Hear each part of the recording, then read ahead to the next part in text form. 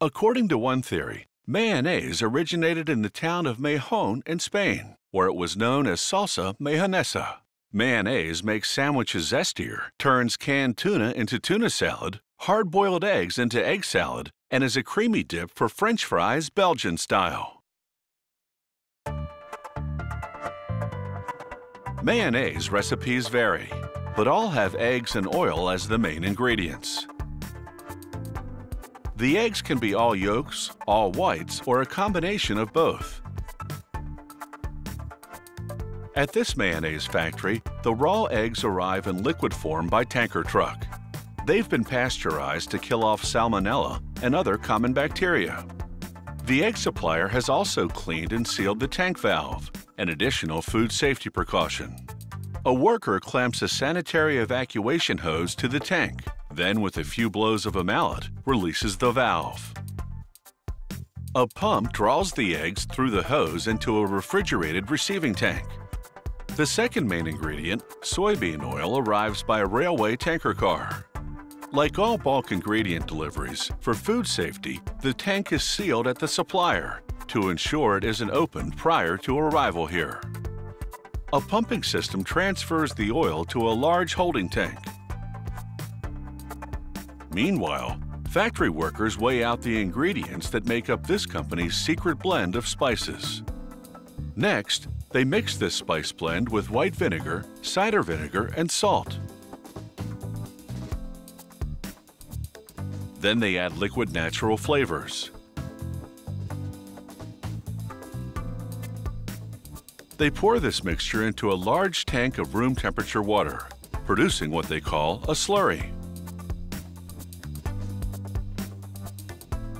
The raw eggs, meanwhile, have been transferred into a large refrigerated holding tank.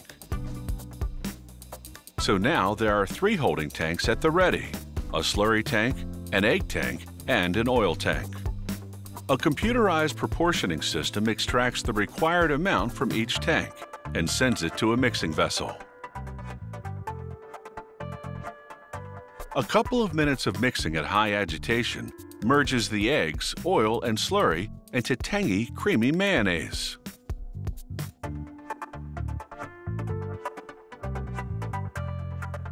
The factory draws samples periodically and sends them to its quality control department for analysis. The lab technicians there evaluate several criteria, such as color, consistency, and of course, flavor.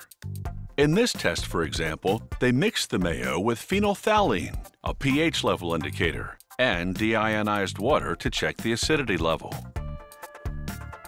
Once the mayonnaise passes quality control inspection, this rotary filler dispenses it into recyclable polyethylene jars. It fills each jar in just a quarter second.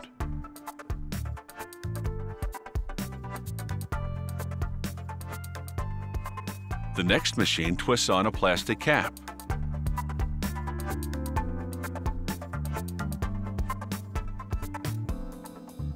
Inside the cap is a foil seal. This machine uses targeted induction heat to fuse the seal to the rim of the jar without heating the mayonnaise in the process. The seal preserves freshness and indicates the jar wasn't tampered with after leaving the factory.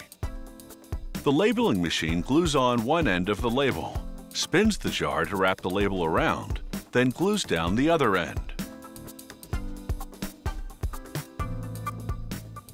The Quality Control Lab also performs some post-production spot checks. In this test, technicians use a machine called a viscometer to measure the product's consistency.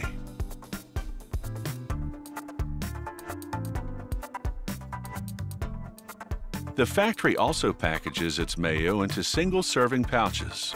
They're made of polyethylene film on one side, foil printed with the product label on the other. This multitasking machine forms rows of pouches, inserts about 4 ounces of mayonnaise per pouch, then seals and separates the pouches.